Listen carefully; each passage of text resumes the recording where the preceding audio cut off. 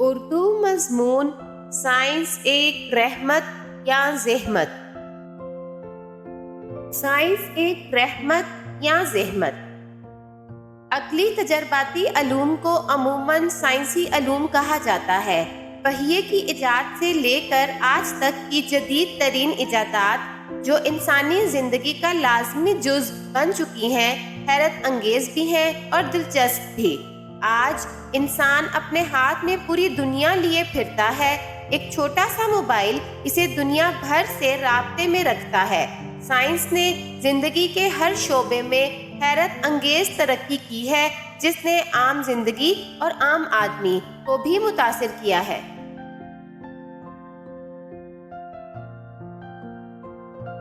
گھریلو استعمال کی چیزوں سے لے کر ایٹمی ٹیکنالوجی تک ہر چیز اپنے اندر کشش، حیرت اور خوف رکھتی ہے۔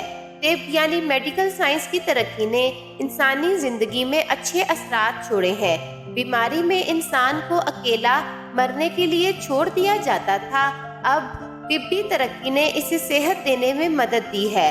گدھوں، گھوڑوں اور بیلوں پر سفر کرنے والا انسان آج ہوائی جہاز پر سفر کرتا ہے۔ پہلے سڑکیں نہ ہونے کی وجہ سے کئی دن یا مہینے لگ جاتے تھے، اب سڑکوں کا جال ہے اور انسان ایک جگہ سے دوسری جگہ جلدی پہنچ جاتا ہے۔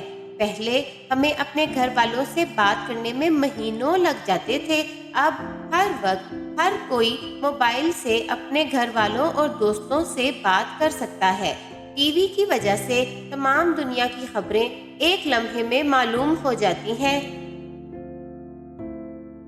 ٹیلی فون اور موبائل کی مدد سے چند منٹوں میں ایک دوسرے کی خیر خیریت سے آگاہی ہو جاتی ہے۔ بجلی کی ایجاد کو دیکھا جائے، جس نے صنعتی انقلاب برپا کر دیا، کارخانوں، گھروں اور دفاتر میں اس کا استعمال کیا جا رہا ہے۔ اس کے علاوہ ہیٹروں، مشینوں اور لیمپوں اور اسی قسم کی دوسری ایجادات سے ہم فائدہ اٹھا رہے ہیں۔ عملے جراحی کے ذریعے لاکھوں جانیں بچائی جاتی ہیں۔ ایکس رے کے ذریعے ناقابل تشخیص بیماریوں کا پتہ چلایا جاتا ہے اور اس کے علاوہ بازار میں بھی ہر قسم کی ادویات دستیاب ہیں۔ بعض افراد سائنس کو برا کہتے ہیں اور اس ضمن میں سب سے پہلا نام اسلحے اور جان لیوا ایجادات جیسے جنگی ہتھیاروں کا لیتے ہیں۔ سائنس دراصل بذات خود بری یا اچھی شے نہیں، یہ اس کے استعمال کرنے والوں پر منحصر ہے کہ وہ اسے نسل انسانی کو فائدہ پہنچانے کے لیے استعمال کرے یا دنیا کو تباہی و بربادی کی طرف دھکیلنے کے لیے۔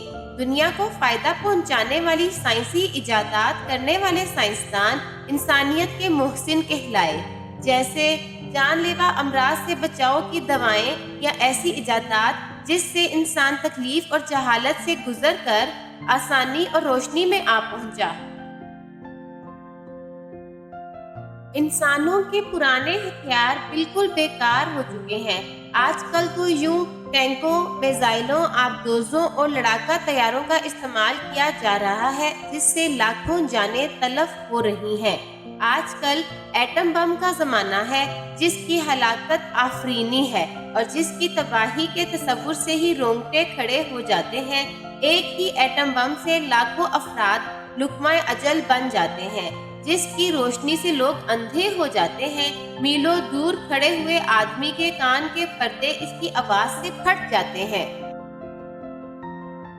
دوسری عالمی جنگ میں امریکہ نے جاپان کے شہر ناگاساکی اور ہیروشیما پر ایٹم بم گرائے، جس سے لاکھوں جانیں تلف ہو گئیں، اور آج بھی وہاں جو بچے پیدا ہوتے ہیں تو کسی کے کان نہیں ہوتے تو کوئی نابینا ہے اور کوئی اپاہج پیدا ہو رہا ہے۔